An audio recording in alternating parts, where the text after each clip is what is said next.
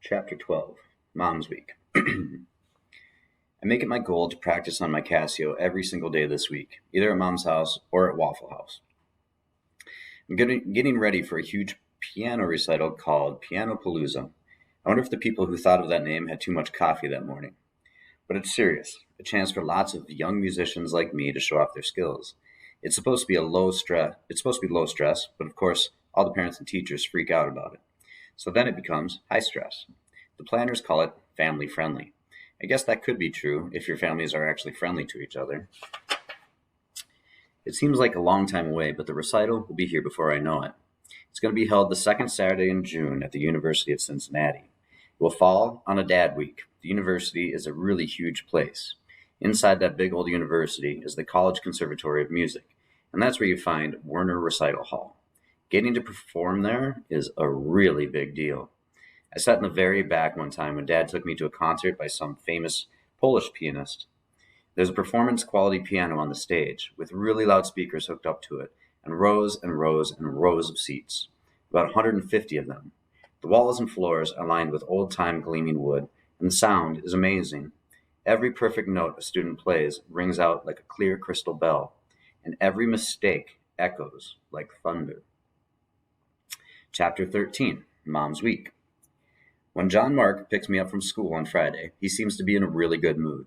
He drives this monster huge Ford truck, the kind where if another guy driving a monster huge truck pulls up beside him, they both start all nodding at each other and revving their engines.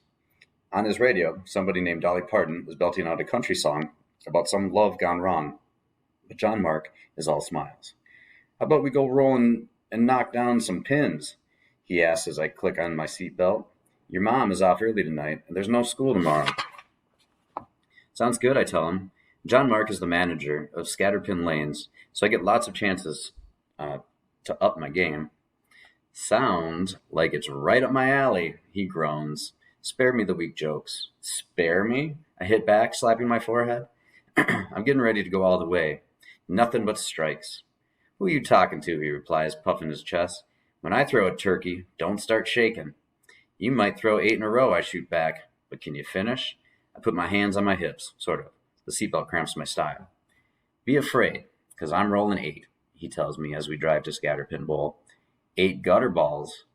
Let's go hit 'em, he roars. His face is bright pink with laughter.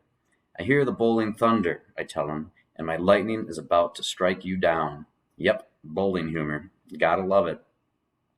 When we get there, Mom's already all set up. She's ordered mozzarella sticks from me, a pizza for the 3 of us, and Cokes all around.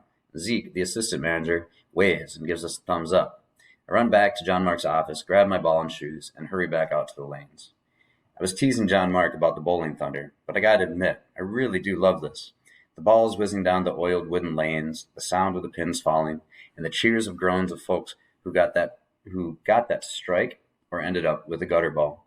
Mom's totally into it too. She has a surprisingly strong arm swing. She throws straight and true, and her delivery is, like, lethal. Me, I'm still learning, but John Mark says if I played in a league with other kids my age, I'd destroy them. When it's my turn, Mom's got my back. Quit throwing baby balls, she cries. Blow a rack, Izzy. You can do it. Come on, Izzy, John Mark joins in as I take my stance. You got this. 10 in the pit, Izzy, Mom cries. Smash the pocket. I pull my arm back, swing it forward, and let the ball go. Whoa. Pretty aligned with the center arrows. I am unstoppable. Awesome, Izzy, John Mark yells. A perfect pocket shot. Right in the center, kiddo. Strike, Mom cheers. Again. Again. Woohoo. That's my baby. The pins fall with a resounding clatter. I dab, all proud. I am amazing, I crow to whoever's around to hear. As Mom takes her turn, I check out all the folks there. The mother who's letting her kids have a bowling birthday party. The league players in their matching orange and blue or purple striped shirts, and the couples on dates, taking turns and intently checking each other out as the other one bowls. I watch the lady with bright pink leggings that are way too tight and a family of 6 dressed exactly alike in red and black pajamas. To my left is a balding man who's bowling with an even older gray-haired woman. His mom, maybe? I cheer for the little kid with the tiny child-sized ball who finally hits a pin, and try not to stare at the man with so many tattoos that I can't see his natural skin. John Mark's got bunches of tattoos, but this dude's tats make his look make his look like kindergarten drawings. I breathe deep. It smells like fun in here, like family, like happiness, and pizza, of course. It's late when we finally leave. John Mark had the highest score, as usual, but I edged out Mom by 7 pins, and I don't think she let me win either. Chapter 14, Exchange Day. After the Great Exchange, Dad, Anastasia, Darren, and I take our time ambling down the mall toward the Cheesecake Factory, where we have our every other Sunday feast. The servers know us by name. I ordered the 4-cheese pasta, which is like mac and cheese all maxed out, and a small Cobb salad because Anastasia insists I eat something green and healthy. I always get the banana cream cheesecake for dessert. It's crazy good. While we wait for our food, Anastasia and Dad are going on and on, all excited, because Darren has an interview next week with Harvard. Even I know that's a huge deal. Plus, Anastasia just signed a new contract to decorate the home of the mayor of Indian Hills. She's crazy hyped, not because the mayor is super rich, but because she knows she can make his home into a resplendent showplace, she says.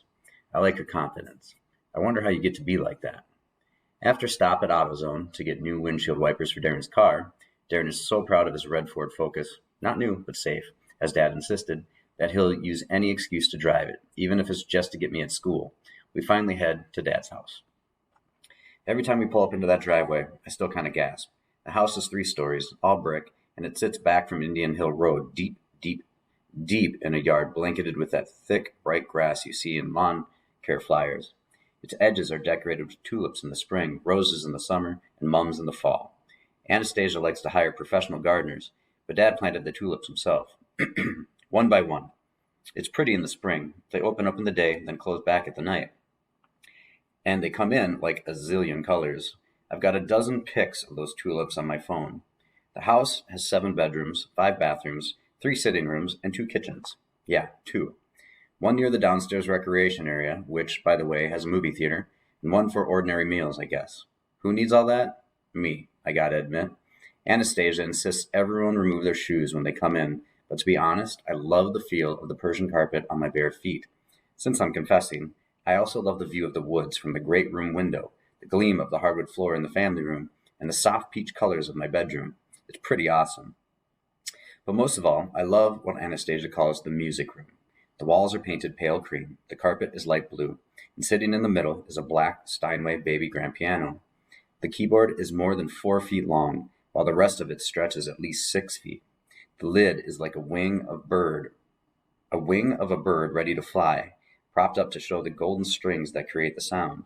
The piano, waxed and polished every week, gleams in the sunlight from the curved bay window. I swear that piano smiles at me. The tufted leather bench beckons, and the keys sit ready for me to press on them. I never stop being amazed that these 88 slices of ivory and ebony can combine to create harmonies. The keys way down my left create thunder and boom and power. And the keys off to my right can become morning and sunshine and tinkling laughter. It's just fierce. The music room is always the first place I go. Now I sit up straighter than straight. I curve my hands, poise them for just a second above the keys, feel a swell inside my chest, then my fingers take over. I hit several chords and run a few scales. The perfect tones of the piano bounce around the room and back into me. I forget where I am, and I kind of disappear into my recital piece. Anastasia slips into the room and sits quietly in the leather easy chair by the door. When I pause to pull out another sheet of music, she asks, "You don't mind that I sit here and listen, do you? I love hearing you play." I can't help but smile. "No, it's okay. It's like I can sort of feel your senses suck it all in while you listen." I grimace. Does that sound stupid? Anastasia smiles back. Sounds exactly how I feel. Amazing how music can do that. When you play, it takes me back to when I was a little girl, when I was 6, with 2 bows tied on the tips of my braids, and my grandmother teaching me a few songs on her piano. Her face goes soft. I've never thought about Anastasia as a kid. To me, she's like a pre-wrapped package, already finished and perfect. And she played piano? How did I not know that? "Did you take lessons too?" I asked. She shakes her head. "Didn't have money," she admits. "Well, thanks for signing me up with Madame Rubenstein," I tell her. She gets on my case, but I'm learning a lot. Anastasia gets up and says, "May I?" before sitting beside me.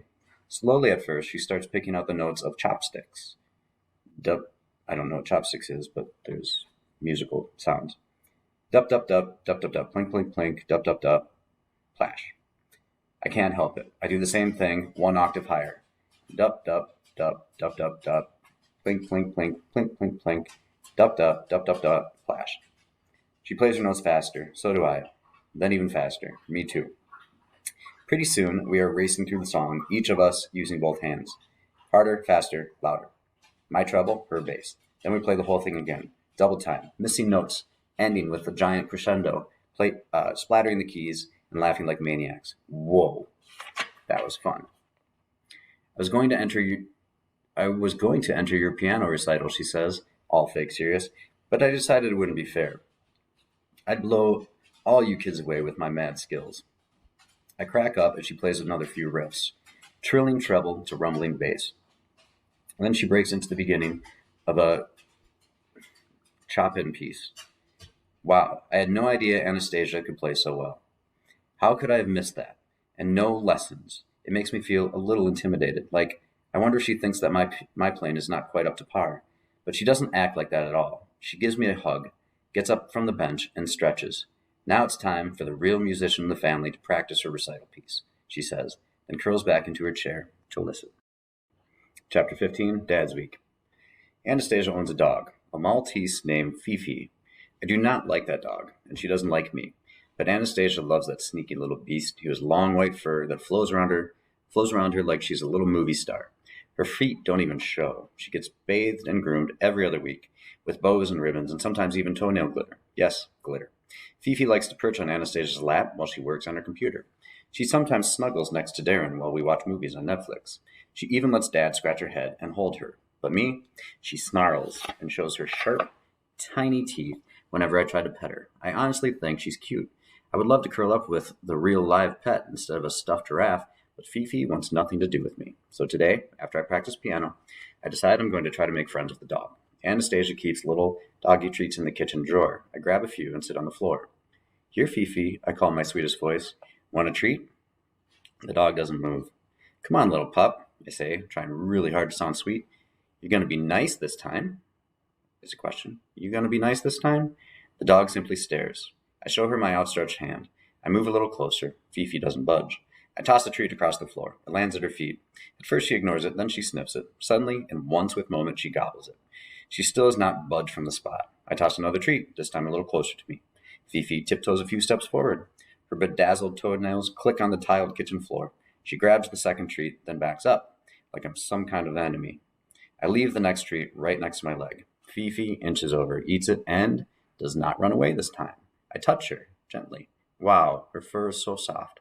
I finally put my hand out, the last treat in my palm. Fifi sniffs it, grabs it, then runs into the other room. She clearly no longer has any use for me, but I feel like I've achieved a victory.